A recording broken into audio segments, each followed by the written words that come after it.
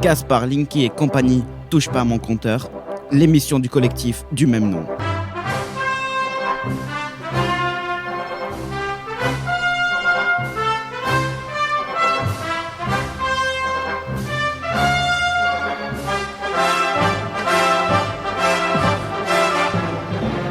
Salut à toutes et à tous et bienvenue sur l'émission Touche pas mon compteur avec Maud Bigan. Bonjour Maud. Bonjour Florian. Alors tes vacances bien passées ? Oui, je ne sais pas si on peut parler de vacances, elles ont été actives, mais, Ouais. mais enfin, prendre le temps un peu plus de faire les choses qu'on a à faire, c'est déjà un luxe. Alors pour la rentrée, on peut dire ça comme ça, tu as prévu pour les auditeurs une illustration des émissions précédentes, donc par plusieurs cas concrets sur les stratégies de manipulation autour des Linky. Oui, entre autres. Mhm. Tu as parlé du livre de Noam Chomsky, Juste un petit rappel. Un petit rappel, effectivement, oui. de l'exposition de la 5G, enfin tout ça pour expliquer la façon dont tout ça est traité, quoi. Voilà, et dont on essaye de nous dire quoi penser tout simplement, dans un contexte où on prend de plus en plus les gens pour des imbéciles ou pour des enfants au minimum. Voilà, donc et on terminera si on peut sur un petit bijou qui montre la collusion pharmaceutique. Rupture de stock, aléa de production. Exactement. La question Et sera de savoir, je pense, d'où ça vient. Et tout Client, ça fournisseur. aux frais du contribuable, bien sûr, on verra. Donc effectivement, Et on peut aussi Oui. annoncer qu'il y aura aussi un un petit extrait Un petit extrait, ouais. De 5 minutes, d'un discours de François Ruffin. D'accord. Sanofi fusionne avec la Macronie, qui était un petit bijou de l'automne dernier à l'Assemblée nationale, et je pense que ça vaut le coup que nos auditeurs l'entendent. Voilà pour le petit programme. Tout à fait. Alors, tout d'abord, donc, parlons de cette stratégie de manipulation de masse. Donc, on a déjà évoqué au cours du mois d'août, notamment rappelé par donc Noam Chomsky, penseur bien connu, penseur américain, ayant notamment coécrit un livre, La fabrication du consentement, qui montre en détail comment en fait les médias sont en général quand même aux mains d'une poignée de grandes puissances qui aident essentiellement au niveau politique à façonner l'opinion publique plutôt que finalement de jouer un rôle de quatrième pouvoir. Rappelons, et on l'a déjà dit, main basse sur l'information de Laurent Maudoui, cofondateur de Mediapart, pour illustrer en détail donc cette mainmise sur les médias français. C'est un phénomène mondial, ça n'est pas du tout que chez nous, mais ça a un impact important quand on voit, comme ce qui vient de se passer au début du mois d'août, un petit peu la voix de son maître. On se serait cru en RDA, si vous voulez. On avait vraiment l'impression d'un consensus absolu, notamment un écho d'une dépêche AFP qui a été repris par une trentaine de médias au minimum, parfois exactement tel que, avec le même titre, évidemment, exactement le même contenu, très détaillé le contenu là, mais on va voir, on va décortiquer les objectifs et les éléments de langage, voire subliminaux, qui sont utilisés pour essayer justement de minimiser dans l'esprit du public ces dégâts potentiels que ça pouvait avoir fait, en particulier cette quatrième décision de Tours, décision de justice, qui donnait raison donc aux électrosensibles dans des procès contre Enedis pour donc protéger les personnes contre les effets. Ici, on nous parle carrément de dommages imminents liés à la pose du compteur Linky, et donc un lien de causalité prouvé. Alors évidemment, il fallait réagir. Je ne sais pas si vous le savez, mais on peut acheter une dépêche, tout simplement. On peut, si on a les moyens, on peut financer une dépêche. Voilà. J'ai appris ça récemment, ça m'a surprise, j'avoue. Mais oui, on peut. Donc, d'où vient cette dépêche, allez savoir. En tout cas, elle a été reprise, mais alors ad libitum, que ce soit des journaux comme Libération, comme La Nouvelle République, La Croix, François, La Provence, Le Progrès, on en a eu plein, Le Courrier Cauchois, le Journal de Saône-et-Loire, le JSL, Arte même aussi, l'Est Éclair. Des journaux répondent dans toute la France. Je vais pas tout vous lister parce que Dieu sait qu'il y en a, mais vous avez qu'à taper effectivement ce titre-là qui est vraiment tout à fait clair et toujours le même. Linky, la justice et la science à mélange électrique. Voilà. Et puis sachant qu'il y a beaucoup d'autres fois où c'était aussi exactement le même contenu ou presque, en tout cas les mêmes idées, et un titre légèrement différent, mais toujours la même idée. Donc, qu'est-ce qu'on voulait avec un tel consensus? Qu'est-ce qu'on voulait à toute force que le bon peuple français retienne? Il faut lui dire quoi penser, c'est évident. Quand vous voyez un consensus tel que, vous pouvez vous dire soit il y a beaucoup de gens qui n'ont pas beaucoup réfléchi et qui n'ont fait que répéter quelque chose qu'ils ont entendu, soit effectivement il y a une volonté claire de noyer les gens sous un seul et même discours, de donner une illusion justement de consensus pour que les gens se disent bon ben voilà, c'est ça qu'il faut penser, implicitement évidemment. Alors voyons un petit peu quels sont les objectifs principaux qui ressortent un peu à l'analyse de cette dépêche et puis du coup les éléments de langage qui ont été utilisés pour suggérer ces éléments. Alors, très clairement, c'est ce qu'on appelle en anglais du damage control, c'est-à-dire qu'on essaye de limiter les dégâts. Il faut minimiser la portée des décisions de justice favorables aux électrosensibles dans l'affaire Linky, dans l'esprit du public. D'accord ? Donc tout ça, c'est clair. Donc une chose déjà principale qui est faite dans cette dépêche, c'est surtout de ne pas rappeler les jugements précédant le jugement de Tours qui ont été dans le même sens. Présenter cela, puisqu'il faut miner un petit peu l'impact de cette décision, il faut présenter cela comme une décision isolée. D'accord, donc n'en le soulignant pas, mais en étant par décision abstention. Isolée, c'est-à-dire oui. pas comme si elle était finalement toute seule, parce que le but du jeu, vous allez le voir, on utilise vraiment pas mal de choses pour saper la portée de cette décision.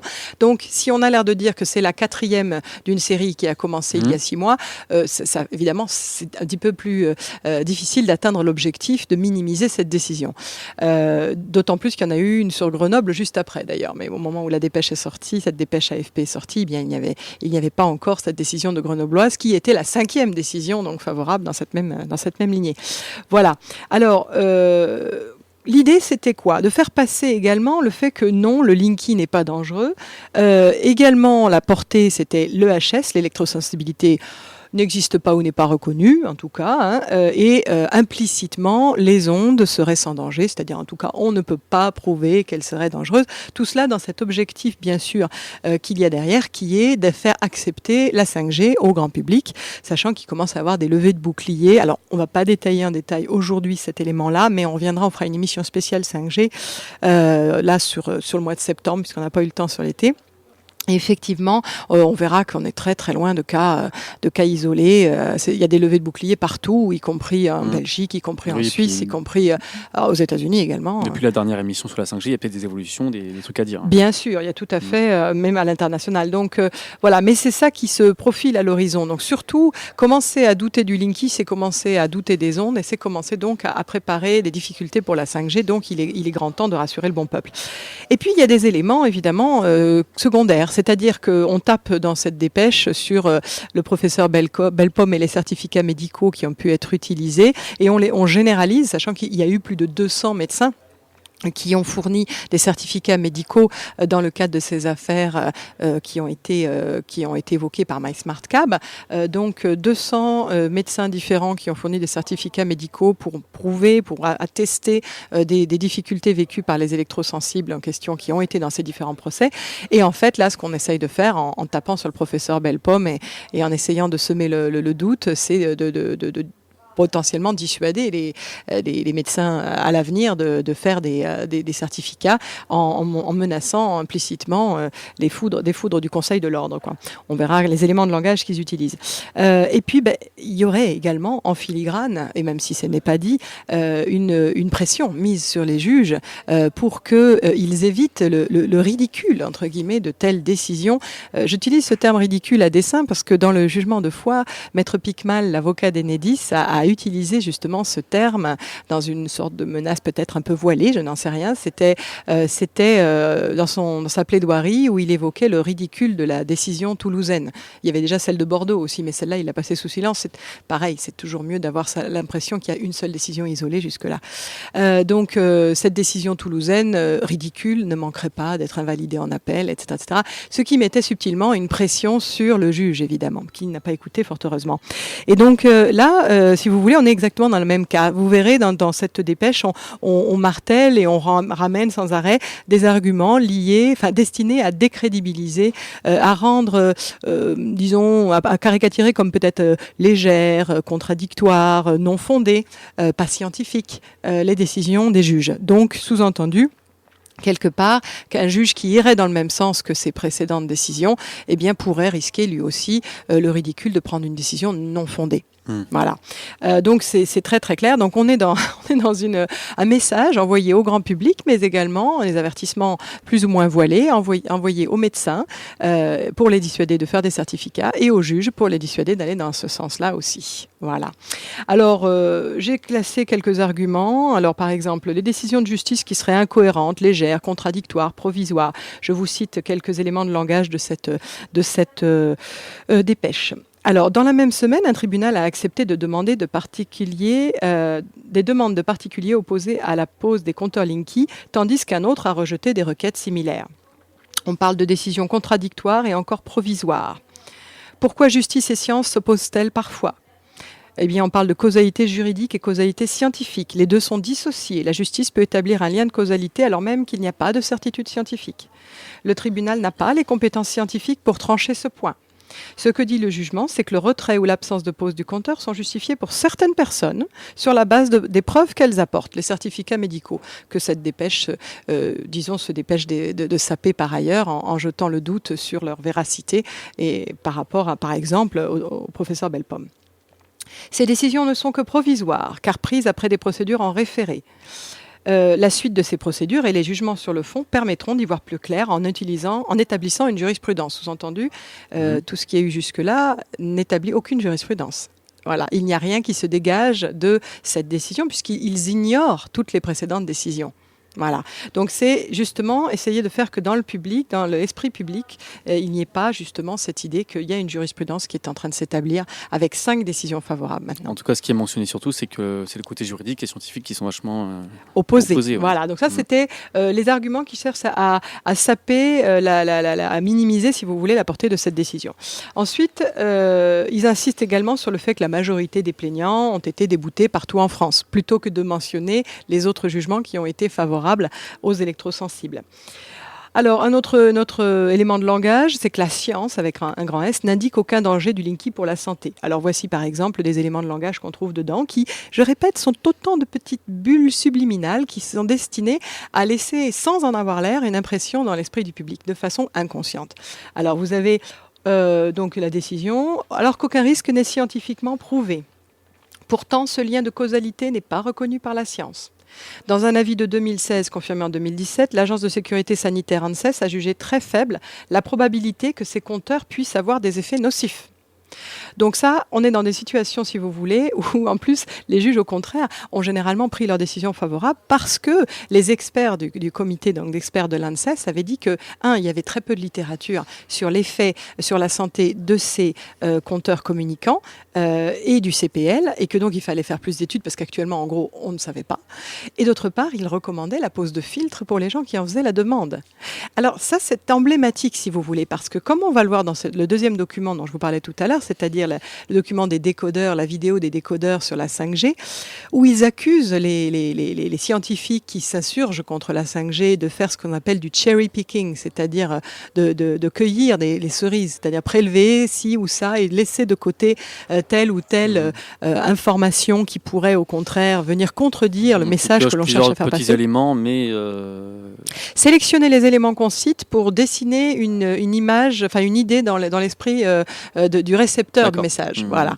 Et donc là, ils accusent, par exemple, dans le cadre du rapport Bioinitiative, ils accusent les scientifiques qui ont fait cette compilation, je crois, de 1500 études, enfin c'est énorme, d'avoir fait du cherry picking, sélectionné seulement ci ou ça. Ce qui est hallucinant, c'est qu'on voit qu'ils n'arrêtent pas de le faire. En particulier, vous le voyez avec cette histoire de dépêche là, qui ne cite pas les précédents articles, par exemple, mais même dans les décodeurs du Monde, cette vidéo sur la 5G, c'est incroyable parce que il ne cite pas des éléments majeurs. Il parle de l'OMS et du fait que on a défini que c'était potentiellement cancérogène, c'est les ondes, sauf que il ridiculise en disant que voilà, c'est le cas aussi, par exemple, des légumes marinés, etc. Sauf que quand vous avez ce genre de choses, vous savez que derrière, on est dans une situation où on est forcément biaisé parce que, par exemple, peut-être certains connaissent le film Thank You for Calling ou bien Onde de choc en français. Et bien, on y voit comment le directeur du programme de l'OMS, Michael Repaccioli, avait touché de l'argent de la part des opérateurs pour sélectionner les études qui allaient justement ne pas ne pas être utilisable quelque part et être utilisable pour d'autres dans la position de l'OMS. Donc, bon, là aussi, ils font du cherry picking. Donc, je pense qu'on mettra les liens sur Internet et sur nos sites aussi stop-linky.fr et sur le site de la radio pour ceux qui veulent avoir à la fois cette dépêche et puis bien les documents des décodeurs pour la 5G. Est-ce qu'on a le temps de parler santé un petit peu ou pas? Il nous reste combien de temps? 15 secondes. Si Ouh là là, c'est très très court. Si on veut passer l'extrait. Alors, on va le passer et puis je détaillerai la semaine prochaine ce qu'il en est. Vous verrez qu'effectivement, on essaye par exemple dans le cadre des fournisseurs de médicaments de faire porter au grand public le poids justement du stock qu'ils devraient assumer. Et que tout cela provient évidemment d'une forme de collusion qui est mise en évidence notamment par ce discours de Ruffin, donc François Ruffin, à l'Assemblée nationale à l'automne dernier. C'est sur un autre sujet, mais ça montre bien qu'on ne nous dit pas tout, du tout. Gardez les yeux ouverts. Donc laissons les auditeurs écouter cet extrait et à la semaine prochaine. À la semaine prochaine. Vous connaissez le branding, Madame la Ministre ? C'est le championnat de France de football qui est devenu la Ligue 1 Conforama, le stade de l'OM rebaptisé Orange Vélodrome. Je suggère la même chose pour le palais présidentiel. On pourrait le renommer Élysée Sanofi.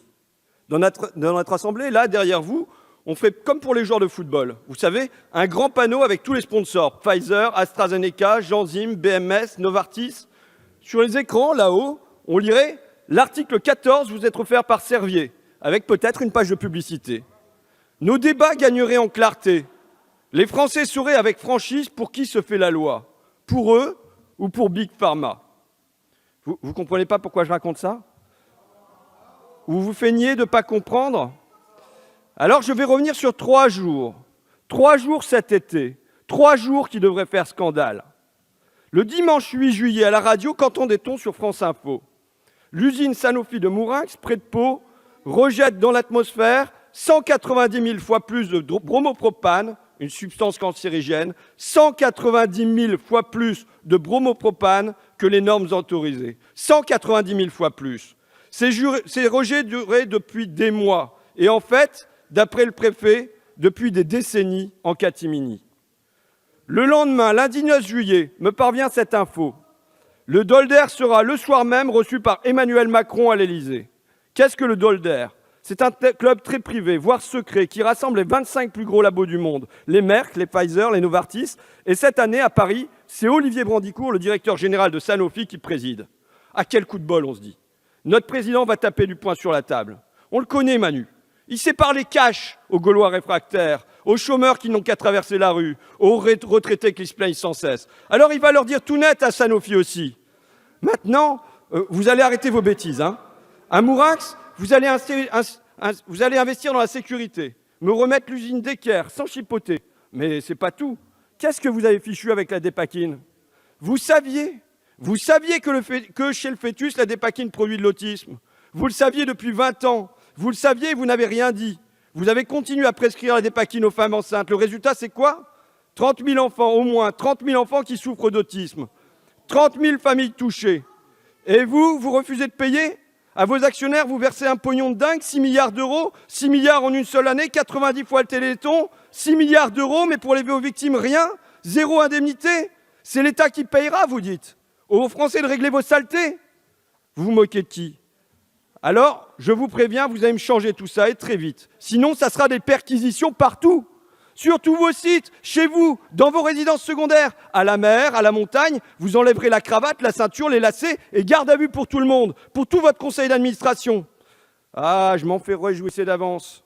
Ça fait plaisir d'être défendu, que notre président nous serve de bouclier, qui nous protège face à ces monstres froids, face à ces psychopathes du profit. Mais le lendemain, petite déception. Mes espoirs ont été douchés. Qu'est-ce que j'ai trouvé le mardi 10 juillet dans les Échos? La mine réjouie, joviale, rayonnante d'Olivier Brandicourt, le directeur de Sanofi, avec ce titre « Les mesures du gouvernement sont très encourageantes ». Dans l'entretien, il détaillait la liste de ses bonnes affaires. Hausse des prix du médicament, fonds de recherche abondés par la BPI et surtout, réduction des délais pour les mises sur le marché. Et que trouve-t-on, comme par miracle, dans votre loi aujourd'hui? Article 14, réduction des délais pour les mises sur le marché. Malgré la dépakine, malgré le Mediator, malgré le Levothyrox, réduction des délais.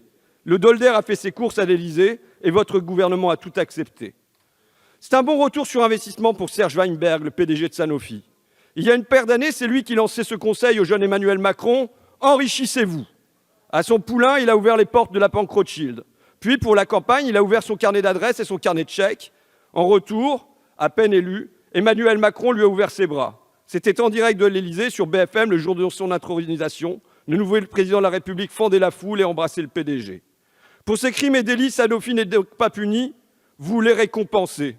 C'est l'État complice, le président complice, le Premier ministre complice, et vous, Madame la Ministre, complice. Complice de ces monstres froids, complice de ces psychopathes des profits, c'est Sanofi qui fusionne avec la Macronie. Monsieur le député, je ne commenterai pas le fond naturellement, mais permettez-moi de vous rappeler qu'il est d'usage de saluer le ministre au banc, le rapporteur ou le président de la commission, éventuellement le président de séance, et que lorsque l'on parle du président de la République, on ne l'appelle pas par son surnom. Voilà, quelques rappels formels. Le règlement par cœur, donc j'ai cherché, j'ai épluché vite fait, et je me demande où est l'article qui me dit comment je dois parler ou non du président de la République. Il y a un an déjà, Madame la Présidente, ici même, vous m'aviez dit que je n'avais pas le droit de mettre en cause le président de la République. Je m'étais demandé si c'était comme Voldemort dans Harry Potter et que c'était celui dont on ne doit pas prononcer le nom. Et il faut voir surtout comment il nous appelle, nous.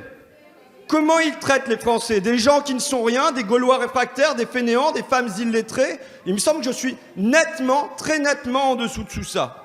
Mon style ne vous plaît pas, Madame la Présidente, soit. On ne passera pas nos vacances ensemble. Mais je demande, pour la bonne tenue de nos débats, simplement qu'il y ait une certaine neutralité qui soit respectée.